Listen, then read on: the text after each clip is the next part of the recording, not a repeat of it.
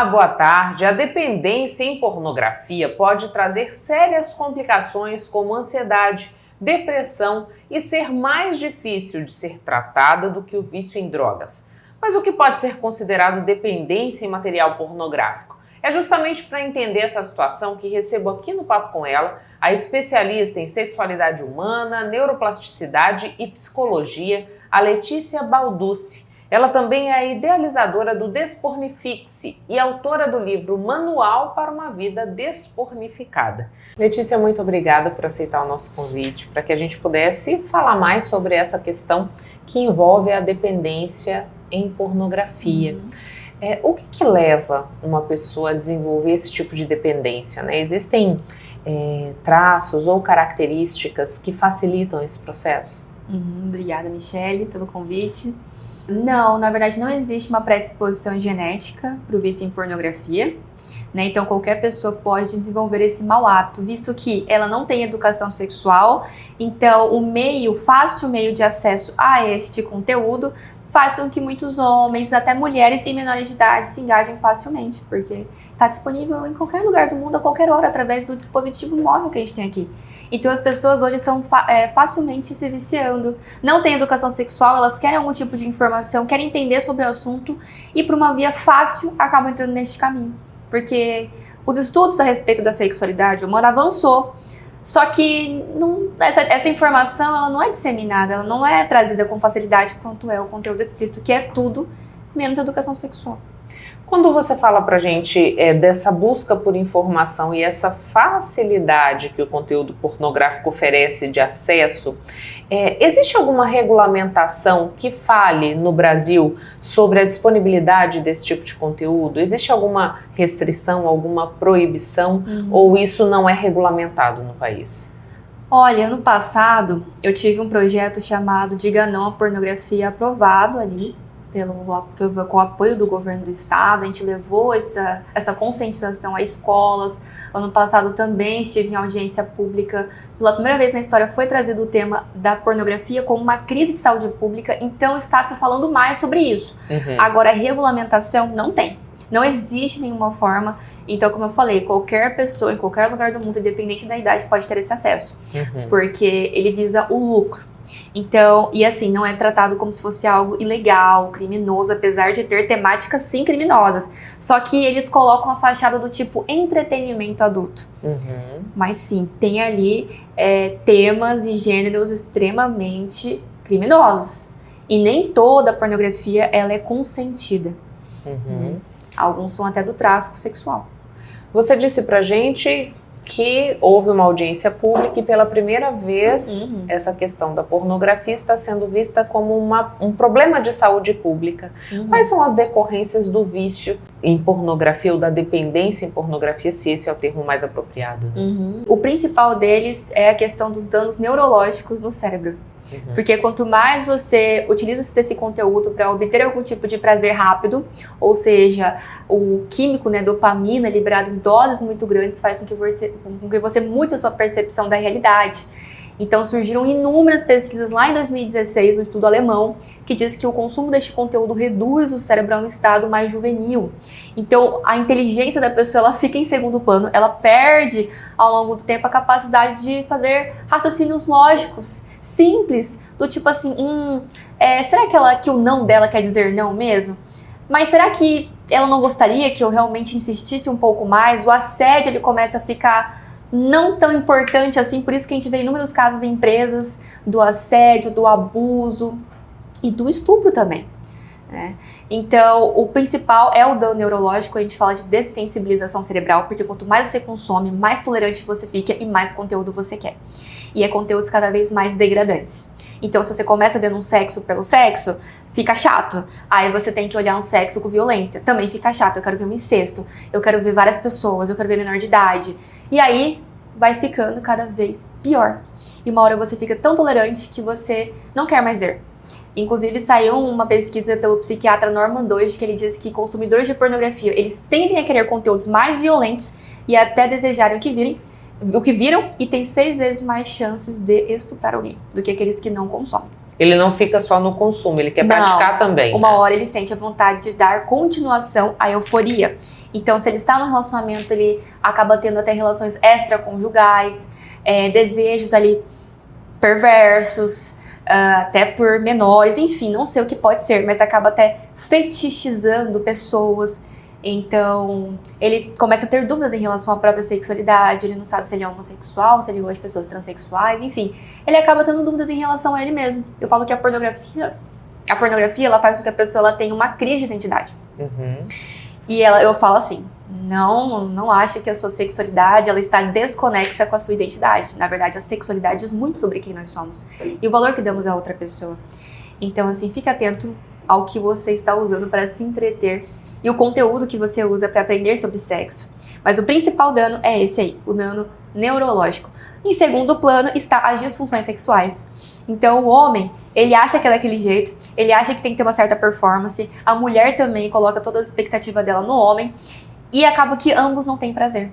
Então o homem ele vai tanto com a expectativa que acaba tendo uma disfunção. Ou ele é rápido demais, ou ele fica nervoso, ou ele não consegue porque ele fica com a mente no conteúdo explícito, a mulher não entende a lubrificação vaginal, enfim.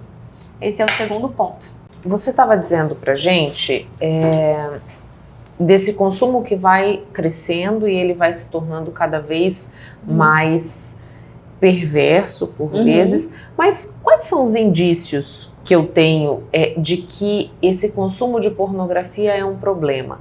Qualquer tipo de consumo de pornografia é um problema? Essa é a primeira pergunta, né? E se não for, em que momento eu percebo que esse consumo se tornou um problema que pode me levar para todas essas implicações que você disse pra gente?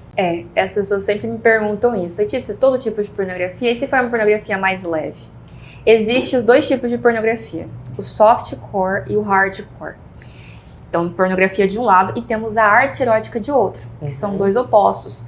A pornografia, ela vem do grego porneia, que é um desejo sexual obsceno, ilícito, e grafia é escrever sobre. Então, a pornografia, ela tira tudo do que é bonito e natural de uma relação sexual. Ela só tem dois objetivos. Ela faz com que o espectador ele queira agir conforme os instintos dele e tende a despertar esse desejo ali ilícito na pessoa. A arte erótica é totalmente diferente e é totalmente positiva, porque como qualquer arte, ela convida uma pessoa a refletir, a pensar, traz uma admiração pelo corpo humano, mesmo que tenha nudez. Então é diferente, ela traz uma imaginação, uma fantasia, né, que remete a todos os aspectos da sexualidade. A pornografia, não.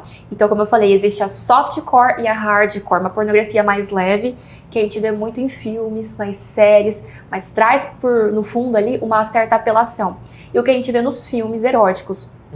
Como eu falei, várias pessoas na mesma tela, relação entre pai, filha, enteado, enteada, tio, tia, membros de uma mesma família. Se você entrar hoje, inclusive até postei no meu perfil, no site Xvideos, ano passado ele foi configurado entre os 5 sites mais pesquisados do Brasil, você vai ver títulos como esse aqui.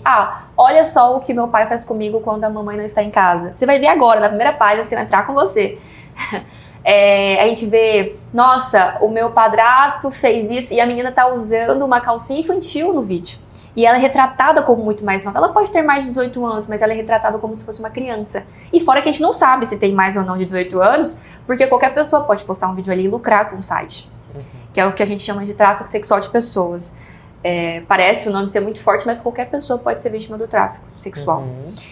Ser gravada sem consentimento, enfim. Então não existe uma pornografia leve, pornografia feminista, não. Qualquer tipo de pornografia é considerada ruim. Agora a arte erótica, não. Existem até filmes hoje sim com a arte erótica, séries que trazem isso. É difícil achar, mas tem. Esculturas, pinturas em tela, eu vi também esses dias, em livros também tem hoje, na literatura erótica, então é possível achar sim o erotismo como uma forma mais bonita de ver o sexo do que como é trazido online, né? Que é para prender a atenção, para você agir conforme esses instintos e ficar cada vez mais viciado. Esse é o objetivo da indústria pornográfica, uma indústria multibilionária. Qual é o caminho para reverter essa situação, Letícia? O tratamento, existe um tratamento para isso? Qual é o grau de dificuldade para se ver fora desse enredamento que a indústria deseja te colocar? Existe sim uma solução. E você trouxe no início, né, o que saiu no Folha de São Paulo, que é mais difícil tratar uma pessoa que é dependente química do que da pornografia. É interessante que a droga ela é ingerida. A pornografia são drogas endógenas, liberadas pelo próprio organismo. Só que, por que é considerada, entre aspas, mais simples tratar um dependente químico? Porque é algo específico. Não é tão simples, a gente sabe disso, né, que é um tratamento ali de meses, anos, ali com uma pessoa que já foi dependente, mas é um tratamento específico. Com a pornografia, por que é diferente? Pode ser até considerado um pouco mais difícil. Porque o instinto sexual, ele está em todos nós. Desde pequenininho, até bebezinhos expressam sexualidade. Dar banho, trocar fraldas, beijinhos, a gente vai crescendo, aí sim surgem os hormônios, aquela necessidade de dar continuação com prazer. Mas por toda a vida, enquanto estivermos vivos, nós vamos ter esse instinto sexual dentro de nós. Nós mulheres temos a menopausa, mas os homens, pro resto da vida. Então eu falo, meninos, vocês vão começar pelo autoconhecimento, para você entender sobre a sua sexualidade sem uma influência externa visual. E outro, saber regular as emoções, porque eles entram na pornografia como um caminho de fuga. Eles nem estão excitados, eles estão às vezes ansiosos, carentes, entediados, e a pornografia é um entretenimento rápido para eles, de fácil acesso. Então eu falo assim, não, vamos ver como que você consegue gerir as suas emoções, vamos descobrir pelo que você se sente atraído sexualmente, sem ser por imagens em terceira pessoa, artificiais. E se você sente esse desejo, o porquê, qual o motivo, de onde vem a raiz do problema. Claro, ele está em um constante grupo de apoio, nós temos também um grupo de apoio gratuito, também remover os gatilhos fáceis, grupos de WhatsApp de putaria que os meninos assistem, não entrar mais em sites assim como Xvideos, Pornhub, esses daí, canais de Telegram. Se possível, você não trabalha com rede social, eu falo corte rede social. Hoje, as meninas, mas é muita quantidade de menina novinha que vende conteúdo sexual. Então, toda hora, o Instagram virou um catálogo aberto. Então, às vezes você tá ali só pra passar tempo. Um monte de menina divulgando conteúdo. Então acaba sendo um gatilho pros homens. Eu falo, evita ficar rolando tela, cortar suas fontes ali que te levam a essas recaídas. E claro, pelo resto da vida, sempre fazer a autovigilância, né? Se vigiar mesmo todos os dias seus pensamentos, saber canalizar energia sexual, porque eu entendo que os meninos veem uma moça bonita passando, ele vai olhar, ele vai desejar, mas ele saber o que fazer com essa energia sexual, quando vê na academia, enfim, todo lugar. E é claro que é um trabalho que poucas pessoas fazem hoje em dia. E quando eu abri na internet, veio tanto homens quanto mulheres com esse problema. Só que hoje, meu público é 99,9% dos homos. Isso que eu ia te perguntar, se é mais recorrente entre homens do que entre mulheres. Tanto mulheres quanto homens. Mas os homens, por mexer com o órgão genital deles, eles veem que não tá funcionando muito bem, eles falam, será que é masturbação com o pornô? Aí eles vão buscar ajuda, não é pela questão moral, muitas vezes não. É mais pela disfunção. Pela disfunção, que ele consegue ver o órgão pendendo pra fora e que não funciona, ele fica preocupado. A mulher não tem isso. Então ela fala, eu não tenho esse vício não. Mas a maioria das minhas amigas, assim, colegas minhas, fazem uso do vibrador com a pornografia. Então elas estão dependentes de um objeto externo para ter prazer, que o lado sensibiliza muito a moça, né, para uma relação real. Então assim, tanto homem quanto mulher hoje em dia. Você disse pra gente sobre a importância da educação sexual nesse processo. A gente vê que existe uma demonização ainda dessa temática, mas que seja pra gente evitar disfunções, seja pra gente evitar abuso, seja pra que essa pessoa consiga atingir o prazer, a educação sexual é primordial, né? Exatamente. Educação sexual, muito errado, né? Que as pessoas pensam que é ensinar sobre sexo. Muito pelo contrário. Ensina crianças a se protegerem do abuso sexual. Tem a prevenção à pornografia. A gente trabalha ali com materiais a partir dos 3 anos de idade. Ela saber o que são imagens boas, imagens ruins, segredo bom, segredo ruim, toques bons, toques ruins. Então os pais acham assim, Letícia, você vai falar pro meu filho de 7 anos? Não. O interessante é que quando eles sabem tudo, eles não querem saber mais nada. Os seus costumes se tornam ainda mais puros, porque eles têm essa informação preventiva o quanto antes. Não é só prevenção de uma gravidez precoce e nem de uma infecção sexualmente transmissível, mas de tudo que envolve o sexo, como é mostrado ali nas músicas e na internet. Então as pessoas, se elas conhecessem realmente como é, nossa, seria muito bom. Inclusive, a gente está também com a ideia de continuar com o projeto que a gente começou ano passado do Diga Não à Pornografia. E agora voltado também para a questão da falar mais sobre abusos, porque os alunos da UFMT de medicina, eles vivem me chamando para fazer capacitação, porque quando eles chegam no hospital e quando eles chegam nas escolas, quando a gente chega, né, no trabalho de prevenção, as crianças já foram abusadas. Já aconteceu o caso do abuso, do estupro. E aí, a parte psicológica e a parte emocional, como que é trabalhado isso? Então, se os professores tivessem esse tipo de capacitação, ficaria muito bom, né, para a criança saber lidar com esse trauma aí na vida futura dela. E não barrar em nada que ela gostaria de fazer, né, na educação, no trabalho, nas emoções. E que ela não caia em outro vício, né? Pode até entrar ali no mundo das drogas, uma forma de não saber lidar com aquela carga emocional que ela já tem. A fuga, né? A fuga, exatamente. Então, assim, vou tentar continuar ali com esse projeto, né? Com o apoio do governo. Letícia, você falou pra gente, né? Olha, eu posso trabalhar com uma criança a partir dos 3 anos de idade, essa educação sexual. No outro polo, a gente pode dizer que a indústria da pornografia também tem lançado mão de ferramentas para chegar nesses mais novos? Por que eu te pergunto isso? Conversando com uma psicóloga infantil, ela me disse assim, Michele, hoje você tem que estar muito atento porque eles usam dos personagens, eles usam daquilo que é o dia a dia da criança nos vídeos, mas para introduzir a pornografia para elas. Com certeza, exatamente isso. Eu fui numa escolinha, a minha turminha mais nova, né, que eu fui falar sobre esse assunto, eles já sabiam tudo. Parecia que quem tava tendo aula era eu. Era 9, 10 anos de idade, eles já sabiam tudo. Eu falei assim, mas como vocês sabem tudo?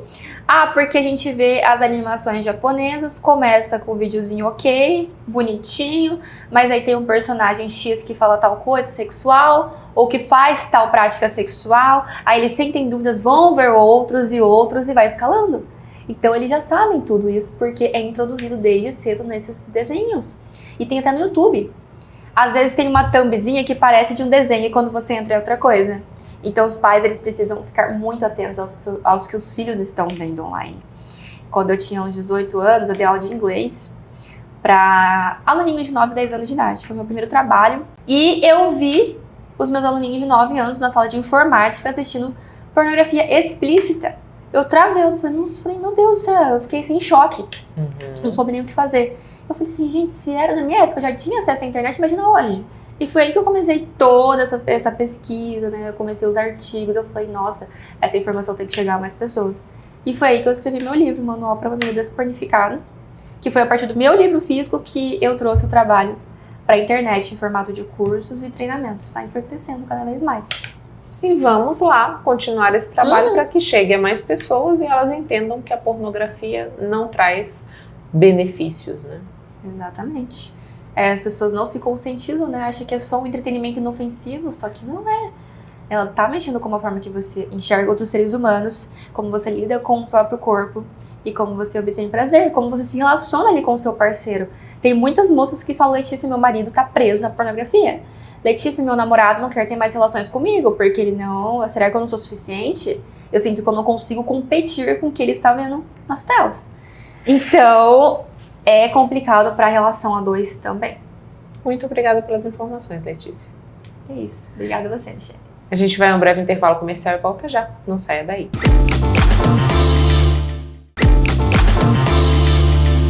Estamos de volta e ter amigos no ambiente de trabalho ajuda ou atrapalha no desempenho profissional? É possível criar vínculos reais de amizade no local de trabalho? Para responder essas e outras questões é que recebo aqui no Papo com Ela a psicóloga com formação também em recursos humanos, Darley Amorim. Darley, muito obrigada por aceitar o nosso convite para que a gente pudesse trazer aí mais informações no que diz respeito a esse ambiente de trabalho e as amizades que se formam nesse ambiente. A gente pode dizer que é possível construir vínculos sólidos de amizade dentro dos ambientes de trabalho? Sim, é possível. É possível, sim. O que é preciso entender é que esse não é o principal objetivo, né? O principal objetivo é desenvolver as tarefas, né? Aquilo que foi destinado a fazer dentro da empresa, né? A amizade vai vir ali com convívio, né? Com dia a dia. E dentro desse convívio, né? Desse coleguismo, né? Vai ali se formar a amizade que vem através da confiança. E aí, dentro disso, dentro dessa relação, aí é preciso que se tenha limites, né? É preciso que se coloque limites para que não se misture as coisas. Quando você fala para a gente de limites, Darley, por onde eles passam ou de que forma eu construo esses limites? Por exemplo, faço uma amizade dentro do ambiente de trabalho. O recomendável é que, por exemplo, a gente não trate das coisas do trabalho fora do ambiente de trabalho, ou que um setor não troque informações com outro setor se essas pessoas estão em locais distintos dessa empresa. O que a gente pode considerar como uma imposição de limites para que essa relação de amizade não afete essa relação profissional? Então, esse limite, ele tem que ser colocado através de conversa mesmo, né? De forma honesta, clara, né? E frequente. Então, a relação ali está entre as pessoas, né? Não tem como, se formos colocar assim, impormos limite, né? Por exemplo, um chefe dizer que a partir dali da saída da empresa ninguém vai falar sobre o assunto, né, dentro da empresa. Então tá ali atrelado a cada um. Então cada um tem que buscar esse limite, né?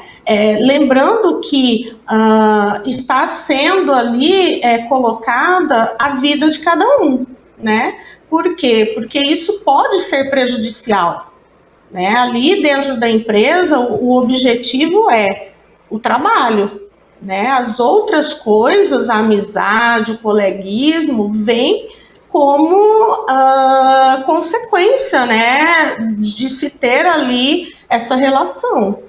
Então, cada um tem que buscar esse limite, né? Às vezes não é colocado por todas as pessoas, mas uma das pessoas que esteja nessa relação, né, tem que ter esse entendimento, essa consciência desse limite.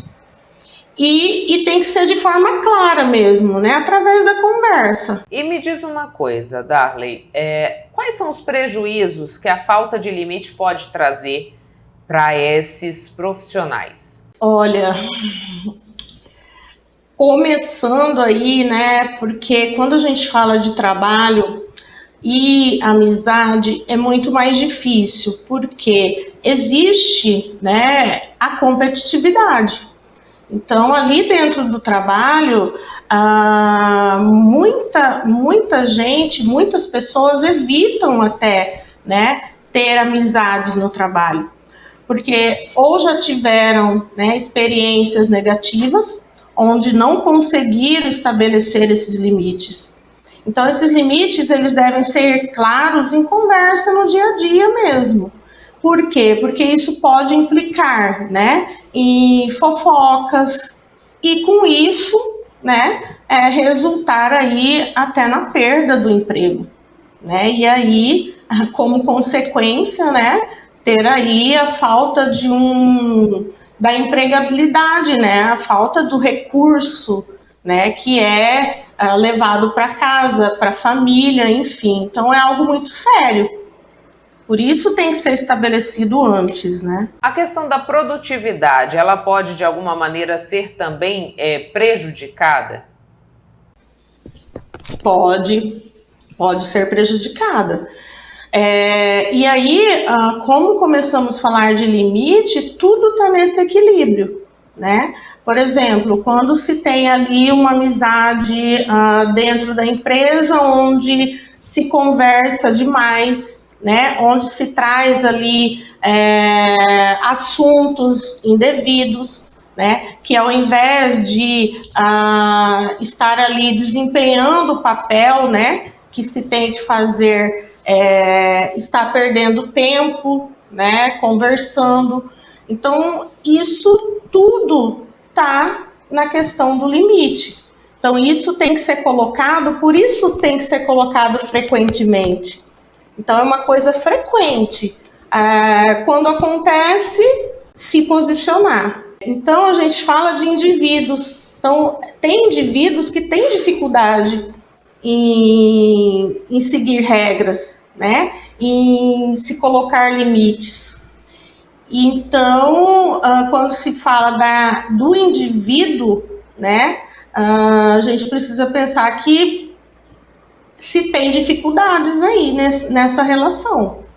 Mas é preciso, porque implica aí consequências reais, né? E Darley, esses limites, isso deve ser uma conduta da empresa já no momento de contratação com esses colaboradores, de deixar muito claro isso, colocado para aquelas pessoas que estão ali envolvidas no ambiente de trabalho, ou isso vai de cada profissional se posicionar? Como é que você avalia isso? Sim, a empresa pode, né? Pode colocar sim, né? Inclusive fazer isso através de reuniões, né? Da própria liderança. Esses limites para um líder é mais fácil, né, de ser colocado, mas é preciso que cada um tenha isso dentro também como um objetivo, porque o líder não vai ficar ali, né, o tempo todo, 24 horas, né, monitorando aquele colaborador.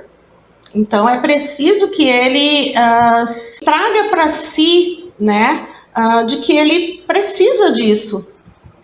E isso pode ser feito através da empresa, né? Através de treinamentos, através de conversas diretas do próprio líder. Agora, a gente está falando sobre um aspecto negativo, né? Os prejuízos que a gente pode ter nessas amizades que se criam no ambiente de trabalho. Mas temos também um aspecto positivo, Darley, de que essa harmonia ou que essa relação de amizade pode trazer para esse desempenho profissional? Sim, sem dúvida. Inclusive, existem estudos, né, no Brasil, né, de 57%, né, das pessoas que dizem que sim, né, a amizade torna aí o local de trabalho mais agradável, né, inclusive mais criativo. Então, isso é muito da cultura também, né? Nós temos também estudos que falam, por exemplo, os Estados Unidos já não, né? Ele já não tem essa positividade, né? Eles já evitam a amizade no ambiente de trabalho. E aí a gente vê que como experiência, eu posso falar para você que a amizade, ela é benéfica, sim, né? Porque a amizade, ela vem com a confiança. E quando você tem uma amizade numa equipe, quando você tem amizade na equipe, as pessoas colaboram, as pessoas têm um desempenho, né, uma motivação, gostam, né, de estar ali, porque gostam da pessoa. Então a gente precisa ter empatia. A amizade no ambiente de trabalho, é preciso que se abra um leque para ela, né? Não é que o que a gente precisa evitar são as panelinhas.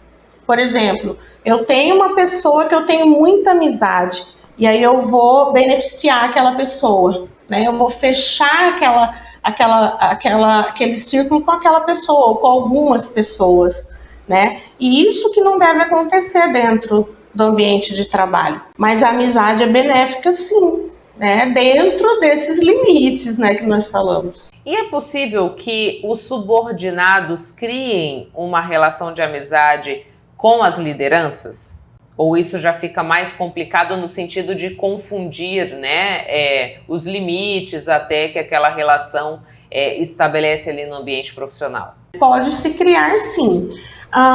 Confundir pode também, né? Como eu disse, o líder, né, ele tem até facilidade para conduzir esses limites, estando no papel de líder, né? O subordinado, muitas vezes, eles ficam até um pouco desconfortáveis, né? Mas o líder, ele tem esse papel também, né? De conduzir esses limites. E deixar, mesmo conduzindo esses limites, deixar os subordinados à vontade, né, de sentir a vontade num ambiente agradável, num clima, né, organizacional, que eles consigam ali desenvolver, né, ter motivação. Acredito que é tudo através da conversa, através do diálogo. Darley, muito obrigada pelas informações aqui no Papo com Ela. Deixo agora o microfone à disposição, caso você queira trazer mais alguma informação que a gente não tenha abordado nesse nosso bate-papo. O indivíduo, ele é diferente, né? Cada um tem a sua individualidade. E assim, é preciso saber tratar cada um, né? Muitas vezes de forma diferente. Porque a gente fala muito de tratar todos iguais, né? Mas cada um tem a sua particularidade, né? E essa individualidade, dentro dessa individualidade, a gente consegue obter as habilidades. Então, essas habilidades, elas são necessárias dentro do trabalho em equipe, né? Então, ninguém trabalha sozinho, né? Não existe um trabalho que se fala assim, eu não preciso de ninguém. Então, é preciso, sim, se ter uma amizade, né? Mas que se tenha respeito mútuo, né?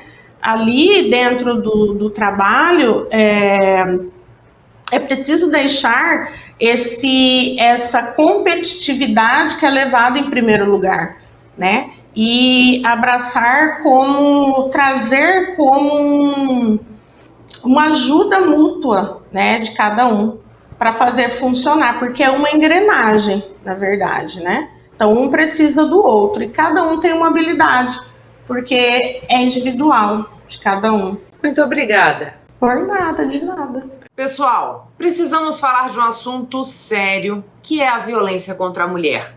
Nós sabemos que os casos de violência doméstica são altos. E é por isso que o governo de Mato Grosso lançou o movimento MT por Elas. Se você sofre qualquer tipo de violência, seja ela física, sexual, psicológica, moral ou patrimonial, saiba que não está sozinha.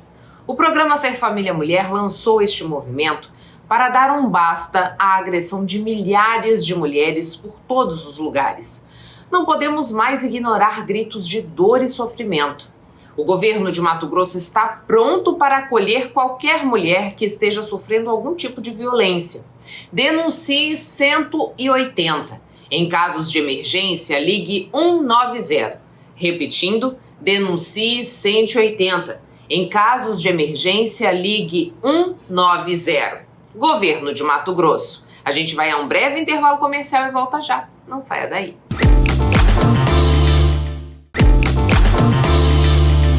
Sabe, todo esse conteúdo que a gente produz aqui no Papo com Ela, ele fica disponível também no YouTube para você ver e rever sempre que quiser. Para isso eu te faço um convite, venha fazer parte do nosso canal. Você ainda não está inscrito ou inscrita? Então fica o meu pedido, inscreva-se no YouTube do Papo com Ela, porque assim você não perde nenhum assunto do papo. O SIC Bartão é o primeiro museu do movimento cristão contemporâneo dedicado a expressar o amor de Deus através da arte. Localizado na capital mato-grossense há 10 anos, cada obra no acervo conta uma história de fé, devoção e inspiração divina. A ideia de criar um espaço para a arte cristã contemporânea surgiu há 10 anos, quando Aline Bortoli percebeu a dificuldade em encontrar obras deste estilo. Assim nasceu o Museu SIC Bartão, o primeiro dedicado a expressar o amor de Deus por meio da arte. A ideia do museu, ela surgiu há 10 anos atrás, quando eu olhei para as paredes da minha casa e me perguntei, sabia da importância da cultura e da obra de arte. Quantas vezes a gente olha para ela por dia, Pensei, por que não a gente ser lembrado dali dos valores que nos levam a ter uma vida melhor, Seja perdoar, seja servir, às vezes até se humilhar quando for necessário, Ou então amar. E aí eu busquei na internet cristianismo contemporâneo nas artes, porque acho que hoje a gente vive uma geração moderna, Então a gente gosta de ver essas coisas novas na arte, mas a palavra de Deus não era uma coisa facilmente encontrada. Ao longo de sua história, o museu reuniu obras de artistas mato-grossenses que contam histórias de fé, devoção e inspiração divina, atraindo artistas e visitantes que compartilham testemunhos de esperança e transformação. Começou um trabalho, então, como eu não encontrei essas obras, de incentivar os artistas a produzirem. Então, nós distribuímos algumas parábolas da Bíblia para vários artistas e através da linguagem deles, da sua forma de comunicar, eles inseriram a mensagem, Eles trouxeram a mensagem do Evangelho para os tempos atuais, sem aqueles clichês que a gente está acostumado a ver, que às vezes até nem fazem mais efeito. E foi muito legal o resultado e através disso, dessa iniciativa, a gente começou a buscar cada vez mais artistas que fizessem isso e, de certa forma, ou colecionar ou continuar incentivando que eles fizessem isso de uma forma diferente. O museu carrega uma poderosa mensagem de esperança e renovação e tem o objetivo de que cada visitante saia transformado. Suas obras não apenas contam histórias de fé e devoção, mas também inspiram mudanças de vidas profundas. A missão do museu é que as pessoas saem daqui melhor do que elas chegaram, Através de uma mensagem de fé, de esperança, através de uma mudança interior de alguma forma, A gente sabe que a arte contemporânea ela pode incomodar, ela pode fazer as pessoas refletirem, mas mais importante do que só a reflexão em si é a reflexão apontar para uma nova direção, para uma mudança de vida boa, Então a gente fala que aqui é um lugar para boa arte, aquela que carrega uma mensagem poderosa. O museu reforça a ideia de que a igreja não é apenas um prédio, mas está presente em todos os lugares, incluindo na arte e na vida cotidiana, onde a fé e a devoção podem tocar e transformar corações. Serve como uma ferramenta para trazer à tona o movimento cristão contemporâneo, Então a gente crê que o movimento está acontecendo fora dos prédios da igreja e que a igreja não está sendo vista mais só como um prédio em si, mas como as pessoas estão agindo, como elas estão se movimentando, como que elas trazem à tona a Jesus através do que elas fazem, de como elas servem, de como elas vivem. Então, tudo que for movimento cristão contemporâneo, a gente tem ali um pezinho, uma vontade de trazer e expor aqui no museu. Ele abre de segunda a sábado, sendo que de segunda a sexta as visitas são gratuitas. Sempre no período da tarde a gente tem uma visita guiada, que você chega aqui e não fica perdido no museu, eu não conheço o artista, ou eu não conheço essa obra. Sempre vai ter alguém que vai te ajudar a entender cada uma das artes, por que elas estão aqui, então isso torna a visita ainda mais especial. E no sábado, então, é uma visita paga. O amor que sente pelos animais fez com que Silvana se dedicasse a cuidar e tratar de cães abandonados. Com mais de 30 animais no abrigo e 11 só em sua casa, Silvana trabalha para garantir dias melhores a esses bichinhos. A ONG Amor Animal, liderada por Silvana, tem transformado a vida de muitos cães resgatados, que carregam histórias de sofrimento e abandono. Com solidariedade e dedicação à causa animal, a ONG tem retirado esses animais de situações de maus tratos, oferecendo-lhes uma nova chance. Nosso trabalho é totalmente voluntário. A gente não recebe ajuda, a não ser daquelas pessoas que são amantes da causa animal, que possam associar e ajudar a ONG Amor Animal. Então, nosso trabalho é voluntário e altruísta.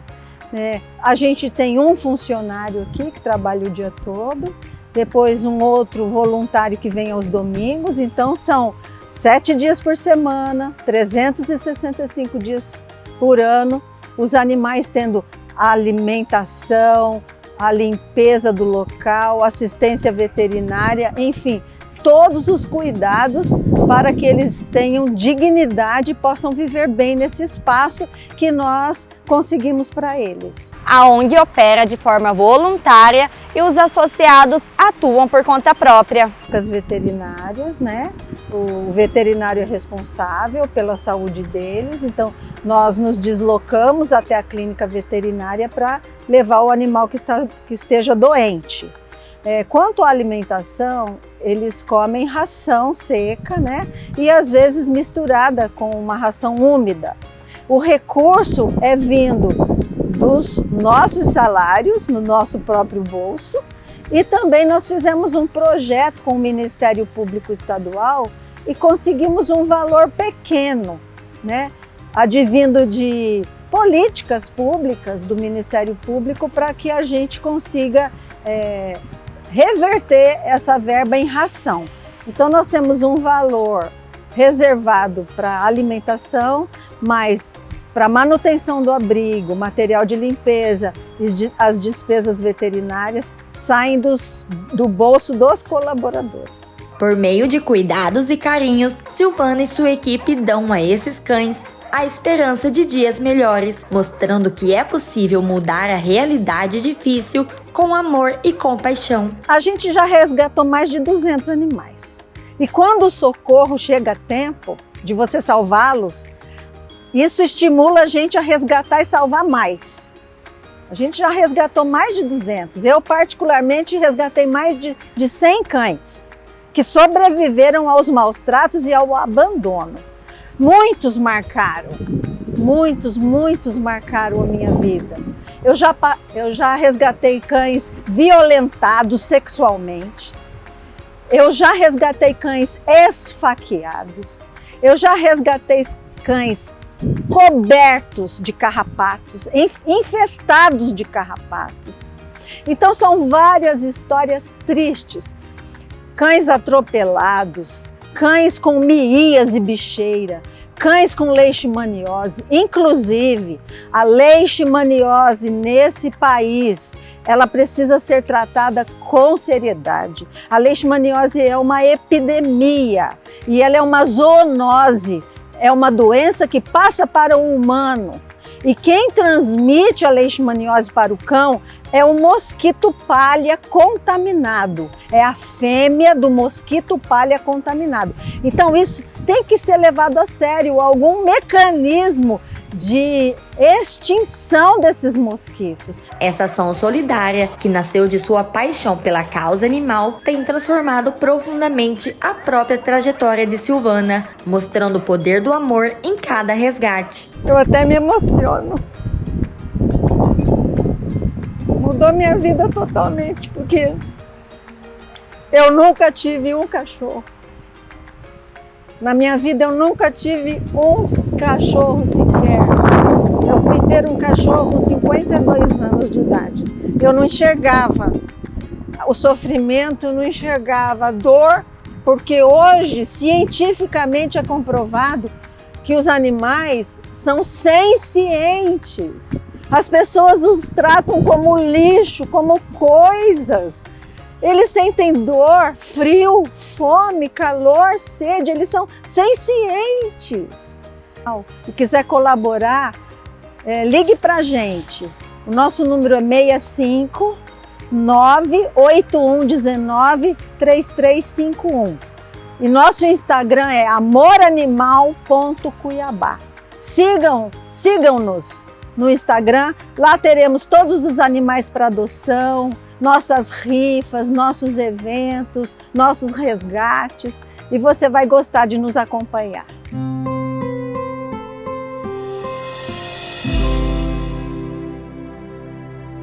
Hoje o Papo Poesia conta com a participação do imortal Fernando Tadeu de Miranda Borges, ocupante da cadeira de número 33 na Academia Mato Grossense de Letras, e ele declama o poema Canto para São Gonçalo, de autoria de Luciene Carvalho. Canto para São Gonçalo. O sino rompe amanhã. É São Gonçalo chamando. Rezar, rezar, rezar, atordoando sondos incompletos, despertando fiéis e infiéis. São Gonçalo, que do alto da esfera da torre vai abençoando gente. Antigos moradores, pés inchados da praça, prostitutas na batalha, vendedores do mercado. São Gonçalo do Porto. São Gonçalo é o Porto que recebe, que acolhe, que é tocador, que aceita. Só ele tem a receita para apacentar a dor. Toca o sino, São Gonçalo, que o soar do badalo vai cantando seu amor. E com poesia a gente fecha mais uma edição do Papo com ela, e eu agradeço a você que ficou comigo até este momento. É sempre uma honra poder contar com a sua companhia. Mas antes de ir embora, eu quero muito te fazer um pedido. Siga o Papo com ela no Instagram, no Facebook, em todas as nossas redes sociais, né? Se inscreva no nosso canal também no YouTube. Lembrando que você pode nos ajudar a fazer o papo. Conta pra gente o que você gostaria de assistir aqui no programa. Para isso, você pode fazer contato pelas nossas redes sociais ou nesse e-mail que aparece na sua tela. Desejo a você um ótimo fim de semana. Sexta que vem eu tô de volta. Quero muito poder contar com a sua companhia. Um beijo e até lá!